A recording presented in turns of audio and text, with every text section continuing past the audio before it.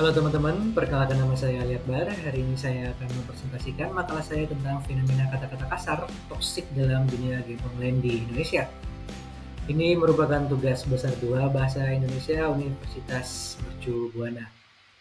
Adapun daftar isi dalam presentasi saya kali ini yang pertama bab 1 pendahuluan, selanjutnya bab 2 pembahasan, dan yang terakhir bab 3 penutup. Untuk mengawali presentasi saya kali ini, kita akan masuk ke bab 1 pendahuluan. 1.1 Latar belakang. Perkembangan teknologi dan internet mengalami pertumbuhan yang sangat signifikan di era sekarang. Hal ini dapat kita rasakan dalam kehidupan sehari-hari. Ada berbagai banyak aspek yang ikut mengalami pertumbuhan juga. Salah satunya yaitu game online. Game online sendiri mengalami popularitas yang sangat cepat dalam pertumbuhannya baik di Indonesia maupun di mancanegara. Hal ini dapat kita lihat dari berbagai hal, termasuk seperti munculnya komunitas-komunitas game online, event-event seputar game online yang sering diadakan, atau bahkan kompetisi, baik berskala nasional maupun internasional. Dengan peningkatan popularitas yang terjadi, maka semakin banyak juga pengguna game online itu sendiri. Di mana semakin banyak pengguna, maka interaksi dalam gamenya juga semakin meningkat. Namun bukan hanya interaksi positif yang terjadi, interaksi negatif pun mulai bermunculan, seperti penggunaan kata-kata toksik di dalam game online tersebut. Hal ini tidak terlepas dari individu ataupun keterkaitan antar komunitas di dalam game tersebut yang mewajarkan adanya penggunaan kata-kata toksik. 1.2 Identifikasi masalah yang muncul akibat kata-kata toksik ini. Yang pertama, merugikan kesehatan mental para pemain. Yang kedua, menimbulkan konflik antar pemain. Yang ketiga, meningkatkan tingkat kekerasan di masyarakat. Yang keempat, mengurangi kualitas interaksi antar pemain game. Dan yang terakhir, memburuknya citra game online itu sendiri di kalangan masyarakat. 1.3 Rumusan masalah. Bagaimana dampak penggunaan kata-kata kasar di game online terhadap perilaku para pemain dalam lingkungan masyarakat? 1.4 Untuk tujuan penulisannya yaitu menjelaskan fenomena penggunaan kata-kata kasar dalam game online dan bagaimana fenomena tersebut berkembang dan berdampak ke dalam kehidupan bermasyarakat. 1.5 Manfaat tulisan ini yaitu pertama, menambah pengetahuan dan pemahaman pembaca tentang fenomena penggunaan kata-kata kasar dalam game online. Yang kedua, memberikan informasi dan pemahaman yang lebih mendalam tentang masalah yang timbul akibat penggunaan kata-kata kasar dalam game online. Yang ketiga, menjadi bahan referensi atau acuan bagi para pemain, pengembang game, maupun pemerintah dalam mengambil kebijakan dan tindakan untuk mengatasi fenomena penggunaan kata-kata toksik dalam game online. Yang keempat, menumbuhkan kesadaran dan tanggung jawab bersama untuk menciptakan lingkungan game online yang sehat dan positif bagi semua kalangan. Dan yang kelima, membantu mempromosikan budaya game online yang positif dan mendukung perkembangan industri game online yang berkelanjutan. Selanjutnya kita akan masuk ke bab 2 yaitu pembahasan. 2.1 Pengertian. Game online sendiri adalah jenis permainan video yang dimainkan melalui jaringan internet dengan berbagai pemain dan dari berbagai tempat yang berbeda. Pemain dapat berinteraksi satu sama lain dalam permainan dan bertanding atau bekerjasama untuk mencapai sebuah tujuan. Di dalam game tersebut, game online biasanya memiliki server yang mengatur seluruh kegiatan permainan dan pemain dapat mengakses melalui koneksi internet. Ada berbagai macam banyak game online yang populer saat ini yang bisa diakses melalui berbagai perangkat termasuk komputer, smartphone, dan konsol game. Untuk kata-kata kasar sendiri, pengertiannya adalah kata atau frasa yang mengandung penghinaan, pelecehan terhadap individu atau kelompok tertentu. Kata-kata toksik atau kasar dapat merujuk pada kata-kata yang mengandung makna vulgar, ejekan, atau mengancam keselamatan seseorang. Kata-kata toksik biasanya digunakan dengan tujuan untuk mengekspresikan kemarahan, ketidakpuasan, atau frustasi. Namun penggunaannya dapat menimbulkan ketidaknyamanan dan bahkan melukai perasaan orang lain. Penggunaan kata toksik tidak hanya dapat terjadi di dunia nyata, namun juga di dunia maya termasuk game online. 2.2 Sejarah. Game online pertama di Indonesia yaitu Ragnarok pada tahun 2003, yang dimana pada awalnya game ini populer hanya di kalangan kecil dan komunitasnya masih relatif kecil, sehingga masalah kata toksik ini masih bisa diatasi dengan mudah. Pada awalnya masalah kata toksik ini belum dianggap serius oleh pengembang game online dan pihak terkait lainnya. Namun seiring berkembangnya waktu, kata toksik ini mulai mendapat perhatian dari developer atau pengembang game dan pihak-pihak terkait lainnya, di mana beberapa pengembang game online di Indonesia sudah mulai menerapkan fitur filter kata toksik dan mengambil tindakan terhadap pemain yang melanggar aturan penggunaan bahasa yang sopan. Selain itu, beberapa pihak terkait juga mulai melakukan kampanye untuk mengedukasi para pemain game online tentang pentingnya penggunaan bahasa yang sopan dan menghargai dalam berkomunikasi dengan sesama para pemain. Dengan adanya tindakan dan kampanye tersebut, penggunaan kata-kata kasar atau toksik game online di Indonesia semakin ditekan dan mulai menjadi tabu.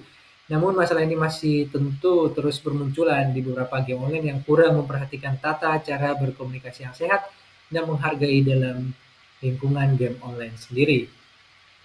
Terlepas dari itu, di era sekarang mulai bermunculannya streamer-streamer online khusus game di beberapa platform yang dimana saya pribadi melihat para streamer ini melekatkan identitas toksik itu sendiri dengan berbagai apresiasi, salah satunya bentuk kata-kata hanya untuk memancing para penonton.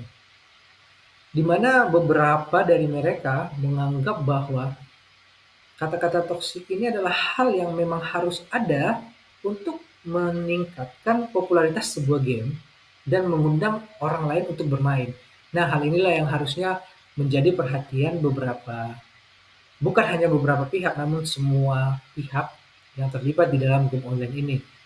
Bagaimana para streamer yang menginfluence penonton, yang membentuk image atau karakter bahwa tidak ada toksik dalam sebuah game, maka membuat game itu hambar, tidak seru untuk dimainkan. Nah, menurut saya pribadi hal ini yang harus mulai menjadi fokus beberapa pihak yang terkait, bagaimana edukasi-edukasi para streamer online yang mewajarkan akhirnya terbentuklah citra di masyarakat bahwa game itu memang harus ada toksiknya biar seru. 2.3 jenis kata-kata toksik dalam game online. Vulgar. Vulgar yaitu bentuk merendahkan atau menjijikkan orang lain, di mana seringkali berhubungan dengan seksualitas, kekerasan, ataupun agama. Ejekan. Ejekan sendiri yaitu bentuk menghina, merendahkan seorang karena ras, gender, ataupun kekurangan yang dialami oleh orang tersebut atau dimiliki oleh orang tersebut. Selanjutnya adalah ancaman, yaitu bentuk menakut-nakuti orang lain. Apresiasi ini sendiri adalah bentuk kata-kata kasar namun diolah dengan disingkat agar tidak terdeteksi atau diubah bentuk dari huruf O diubah menjadi 0 untuk mengakali sistem yang sudah memakai fitur auto block untuk kata-kata toksik.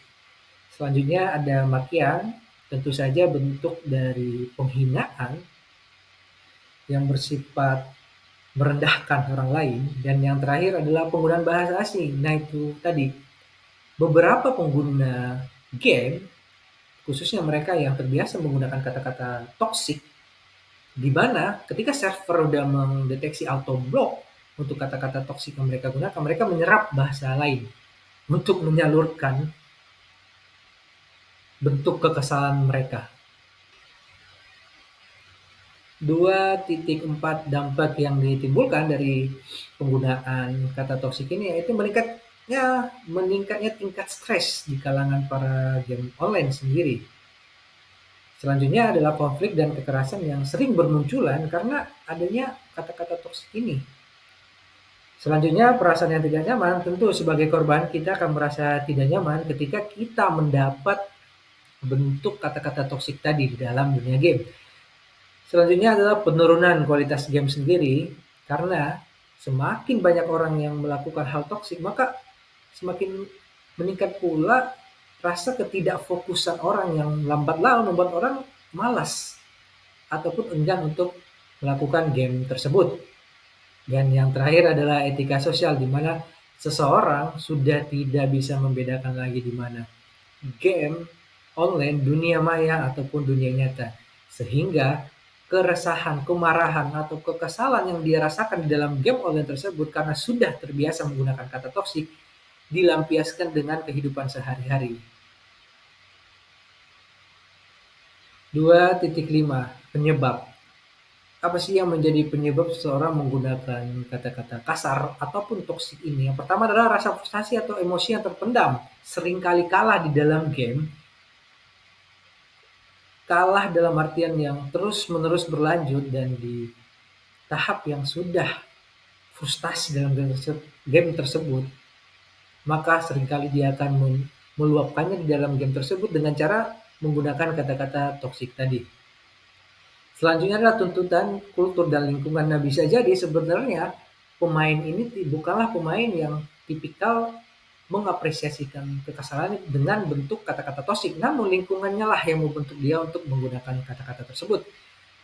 Dan selanjutnya adalah anonimitas dan rasa tidak takut akan konsekuensinya. Nah, ini balik lagi kepada anonimitas, yaitu bentuk seringkali kebanyakan atau bahkan bisa dibilang mayoritas pengguna game online itu menggunakan username ataupun avatar yang jauh dengan identitas dirinya dia, hingga hal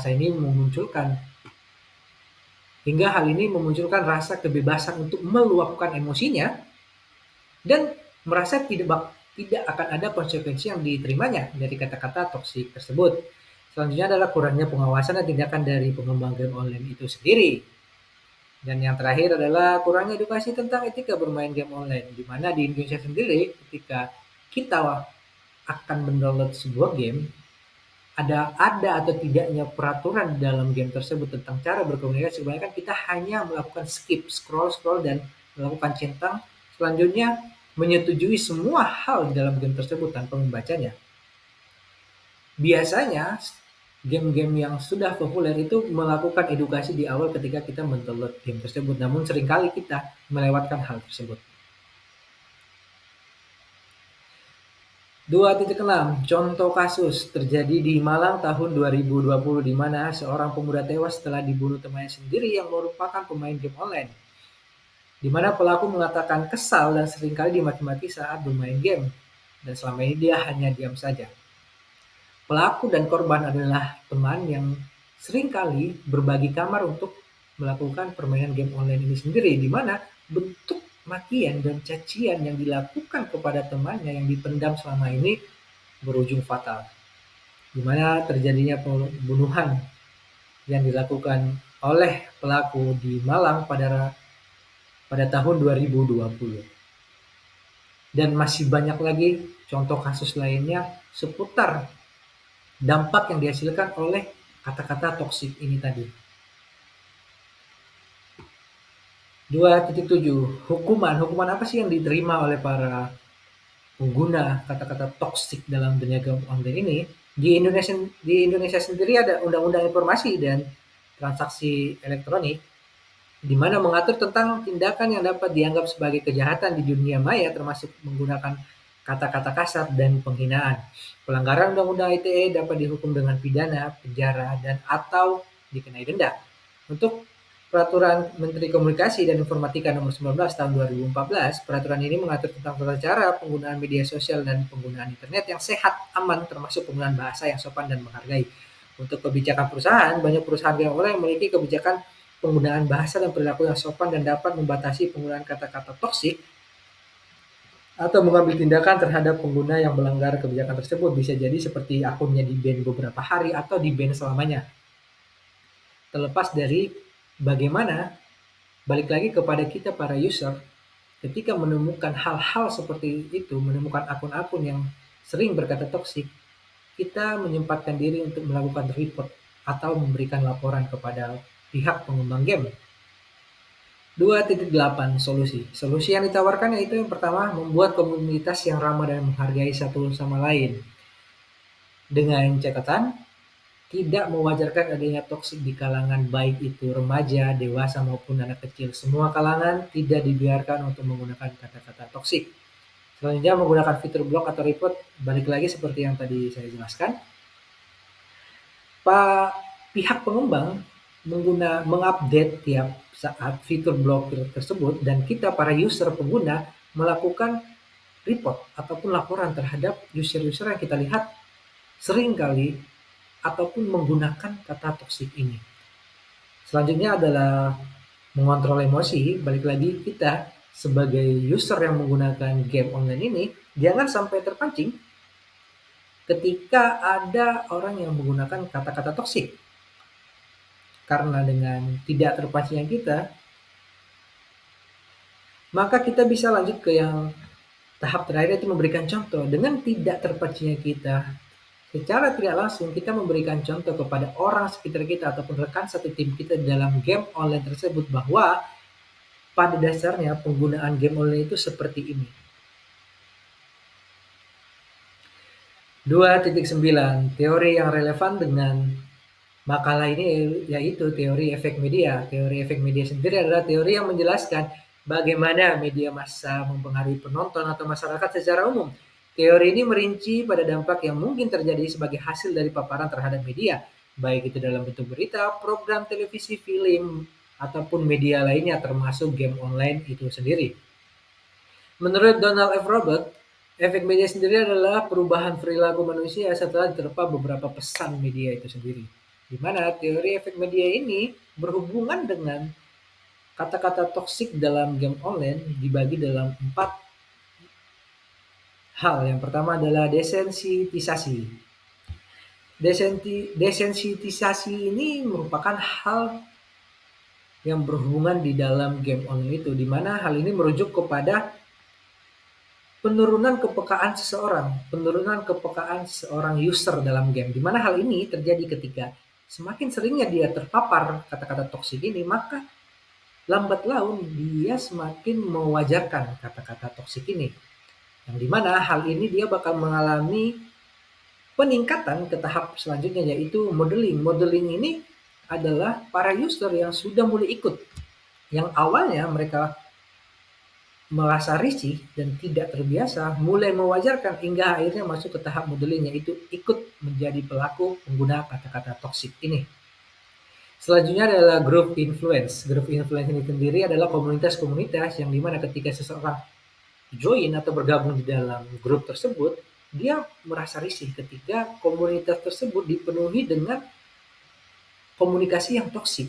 Namun lambat laun dia hanya diberi 2 pilihan, yaitu keluar dari komunitas tersebut atau mengikuti, menjadi mereka yang terbiasa dengan komunikasi toksik di dalam game tersebut.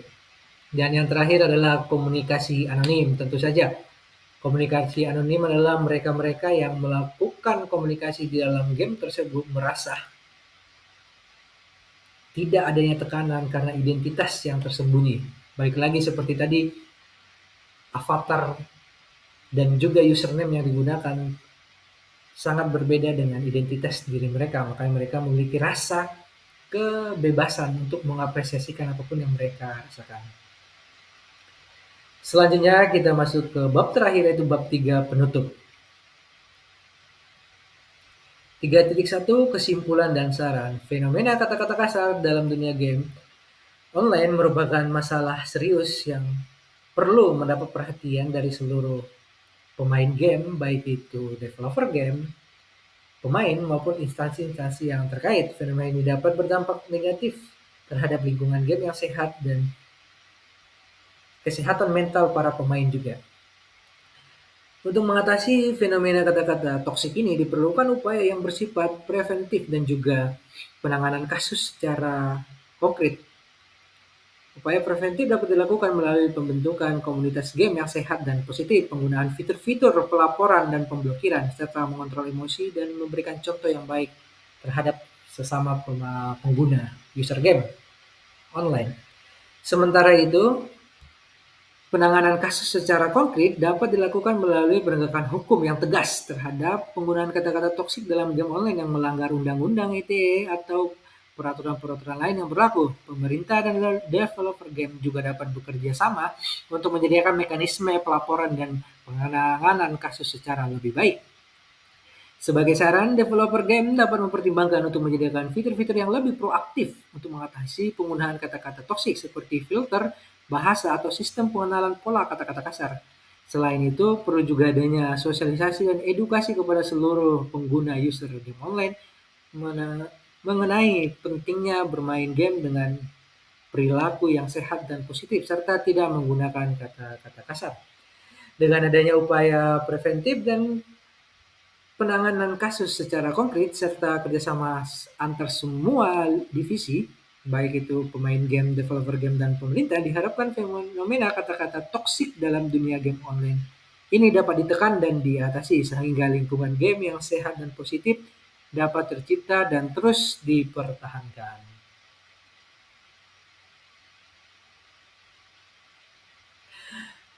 Dan dengan berakhirnya kesimpulan dan saran yang barusan saya bacakan, yang barusan saya sampaikan, maka berakhir juga presentasi saya pada hari ini.